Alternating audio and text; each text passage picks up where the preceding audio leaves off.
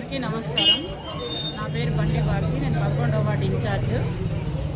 ఇప్పుడు ఈరోజు కౌన్సిల్ జరిగింది. కౌన్సిల్లో వాళ్ళు అసలు వైసీపీ కౌన్సిలర్లు ఇదితో కొట్లాడుతున్నారో మాకైతే అర్థం కావడం లేదు. మా సారు కాలువ శ్రీనివాసులు సారు 3 కోట్లు తీసుకొని వచ్చి పోయిన నెలలో అజెండాలో పెడితే పనులు దాన్ని అంతా నిలిపేసినారు.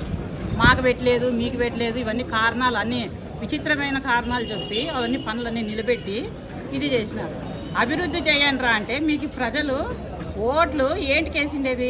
అభివృద్ధి చేస్తారనేస్తే మీరు చేస్తాంటే పని ఏమి వైసీపీ కౌన్సిలర్లు?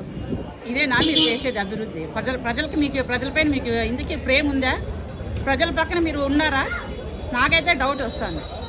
అంత డబ్బులు ఆయన అంత కష్టపడి ఆడపోయి చంద్రబాబు నాయుడుతో అడిగి తీసుకొని వస్తే అభివృద్ధి కోసమని దాన్ని అజెండాలో పెడితే అరే మీకు కూడా రేపొద్దున ఎలక్షన్లో మీకు కూడా చెప్పుకునేకుంటుంది, మాకు కూడా చెప్పుకునేకుంటుంది, వార్డులో పనులు చేస్తే అనేది లేకున్నట్టు మీరు నిలబెట్టేసినారు. సరే ఈరోజు కౌన్సిల్ మరి పోయిన నెలలో అట్లా అయింది. ఈ నెలలో కౌన్సిల్లో అభివృద్ధి గురించి మాట్లాడండిరా అంటే మేము వార్డులో తిరుగుతా అంటే ప్రతి ఒక్కరు అది లేదు ఇది లేదని సమస్యలు చెప్తూనే ఉండారు. సమస్యలు పరిష్కారం చేయండి రా అంటే మీరు కౌన్సిల్లో పోయి చేసినది ఏమి?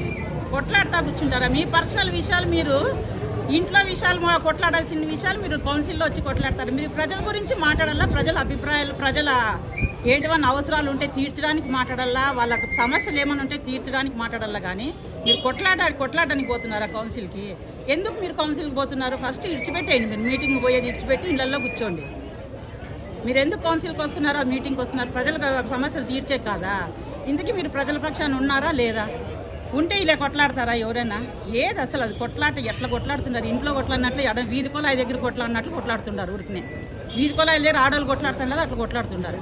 అది ఏమన్నా అసభ్యకరంగా ఉంది అసలు చూస్తాండి, వినడానికి కూడా. అది మీరు అసలు అభివృద్ధి పరంగా లేరు. ఇది జనాలంతా గుర్తిస్తున్నారు. వీళ్ళు కౌన్సిల్లో చేస్తుండే పని ఏమి?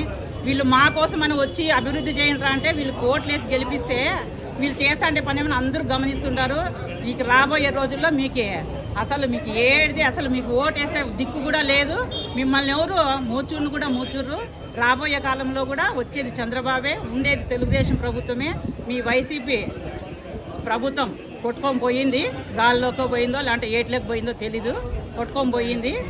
దీని నుంచి మీరు ఇంకా జగన్ ఏమున్నాడేమో కానీ మీరు చేసే గలాట్ల నుంచి రాయదుర్గంలో అయితే మీ మర్యాద 3 బొట్లకు పోయింది. ఇది గమనించి మీరు వచ్చే కౌన్సిల్లో అన్నా దాన్ని పెట్టిండే దాన్ని అజెండాని మీరు అభివృద్ధి చేసి దాన్ని ఓకే చేసి అభివృద్ధి పరంగా మీరు నడిస్తే బాగుంటుందని నా అభిప్రాయం.